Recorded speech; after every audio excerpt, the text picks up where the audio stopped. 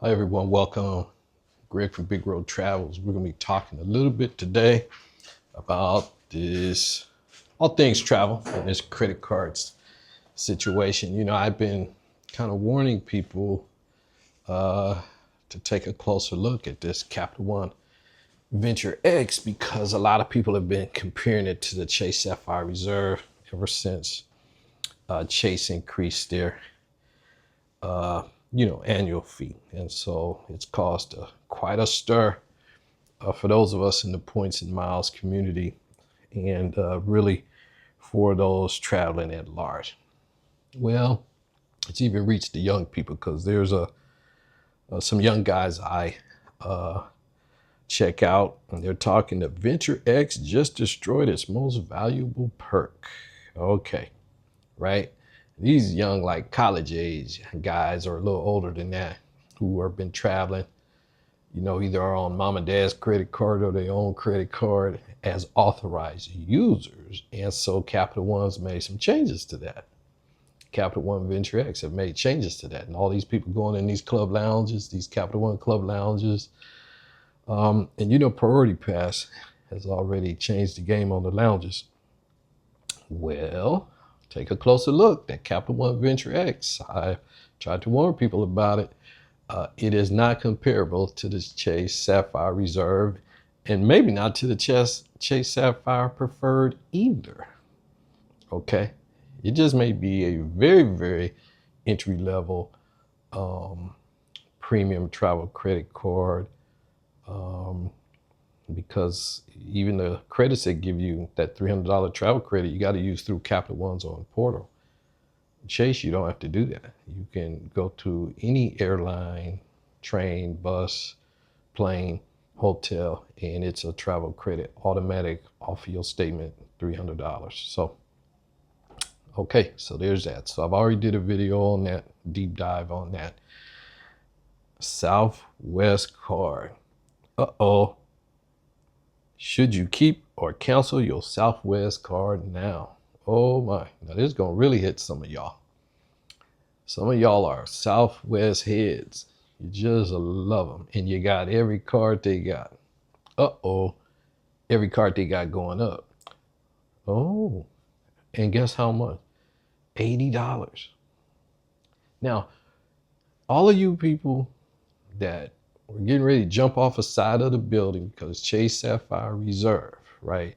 A transferable premium travel credit card that gives you $75,000 in no questions asked rental car damage protection and emergency evacuation protections, right? That start after 5 days and go to 60 days. And emergency medical and emergency dental, right? As long as you're 50 miles from your home, the benefits you have to look into. This is what I'm talking about. It's not all points and miles, right? Some of you have fallen in love with just the points and miles people, and you don't look at the effective annual fee, which means what you get, what it covers. Most people are not going to be traveling more than 60 days. You're going to be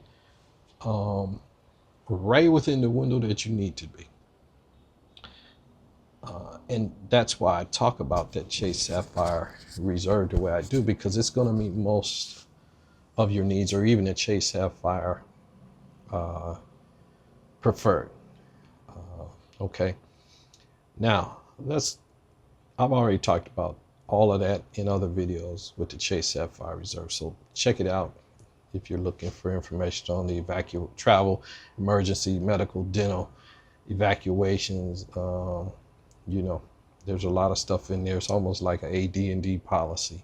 And I've already did a video about the rental car. Let's get back to Southwest and these United cards and Southwest cards, and the points guy telling you the Venture X is his favorite card on July the 19th. I read the article. I'm like, really? I mean, okay. Then the next week, it's the Chase Sapphire Preferred is our favorite. Then the next week, the Chase Sapphire Reserve may be the So I don't listen to all that. I read it because I have to consume it because I want to be able to tell you what I have found out on my own. So here's the deal. These Southwest cards, it's like, I don't know. It's like in the news, these athletes gambling. You just shake your head. You don't, it's a mental and emotional thing people have with these credit cards. And I'm just going to tell you, as a former legal and insurance defense man, we look at the facts. Okay. Now we got to understand what's driving the car, but we look at the facts. So let's look at some facts here.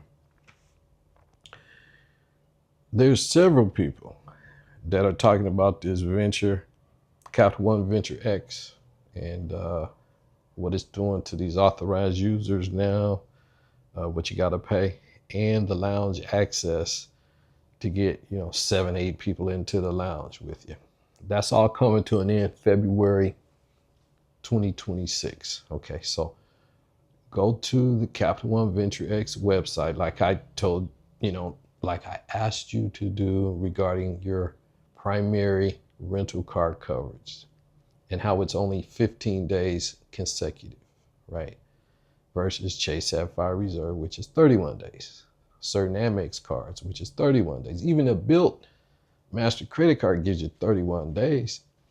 Now, I don't like those cards because they basically adjust the damage to the rental car claim like an insurance company. And you still got to pay your deductible. And they may only agree to pay a certain amount. And that's going to leave you in a gap. I've already talked about those things, okay? And of course, what the rental car companies are doing, like Hearst, going around the cars with this 3D thing, and then billing people's credit card later on, okay? With that Chase Sapphire Reserve, it causes damage. So any damage to that rental car, book it with your Chase Sapphire Reserve and pay for it with your Chase Sapphire Reserve, okay?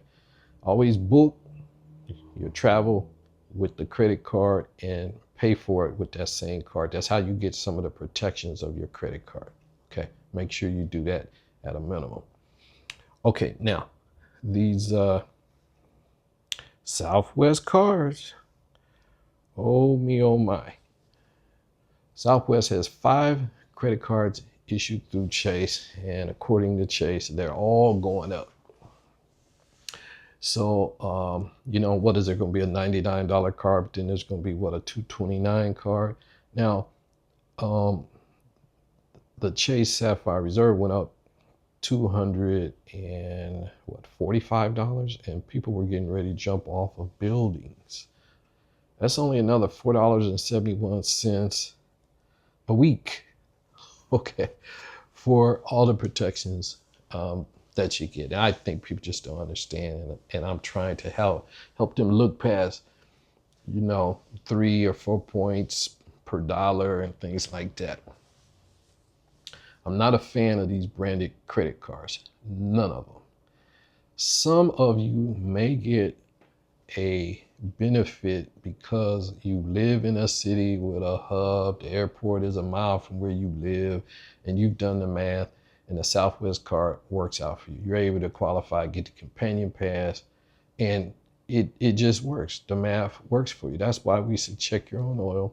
But as a whole, I would put all my spend on the Chase Sapphire Preferred, and I would put all my spend on the Chase Sapphire Reserve. I wouldn't put none of it on the Southwest card. I don't care if they were giving a companion pass, because I can transfer points from the Chase Sapphire Reserve and Preferred to Southwest Airlines. So, and if I got that wrong, somebody let me know. But either through Amex, Chase, you can transfer your points. If it's the Capital One Venture X that you can transfer your points to, and that's your card no matter what, you don't care, who knows, then maybe that's the card that transfers to Southwest Airlines. So here's the deal. Get transferable currency credit cards. That's the bottom line of what I'm saying here. The Chase Sapphire Reserve will allow you the flexibility to use it for airlines, planes, hotels, rental cars. And I think that makes the most sense. It keeps it simple.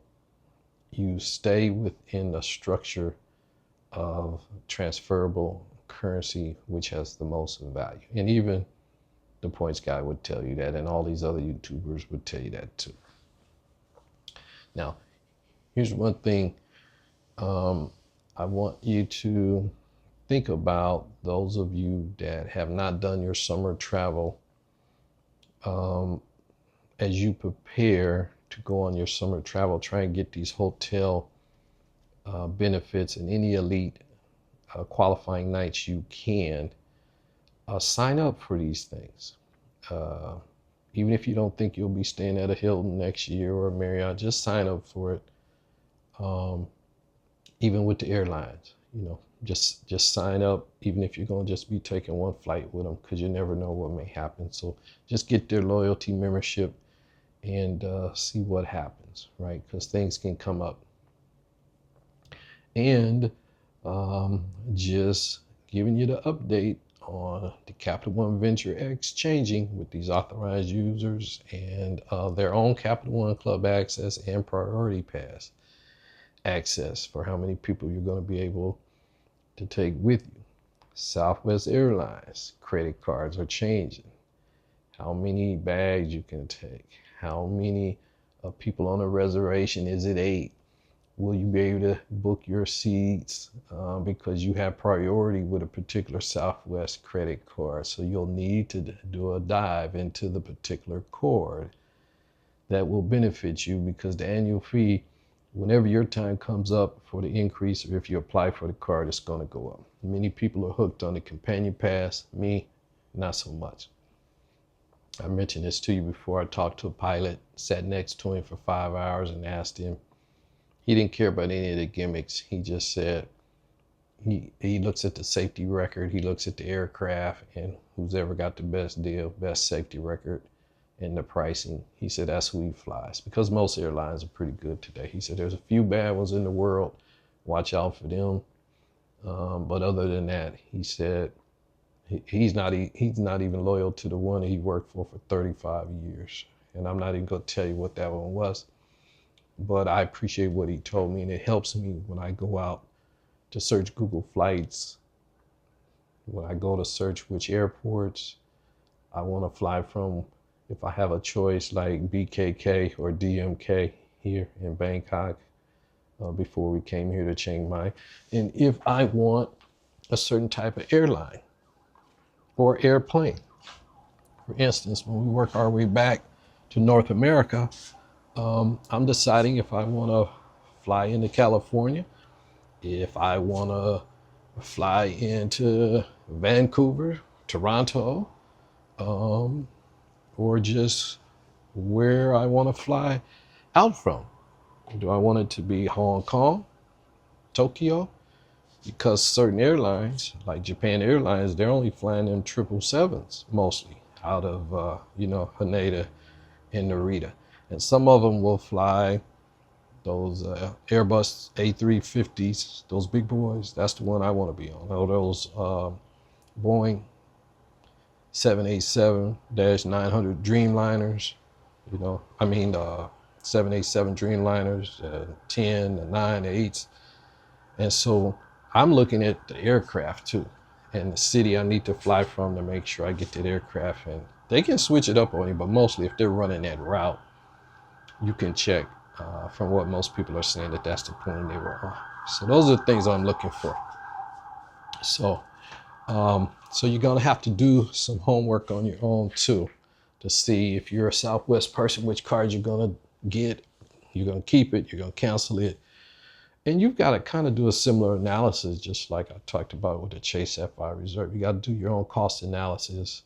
You got to check your own oil to determine if the amount that it's going up, like $80 for their most premium card, is it going to be worth $80, or should you cancel it altogether and just go through your transferable currency card? Or should you downgrade it if possible to that $99 card instead of the $229 card? So you have to decide based on your travel habits.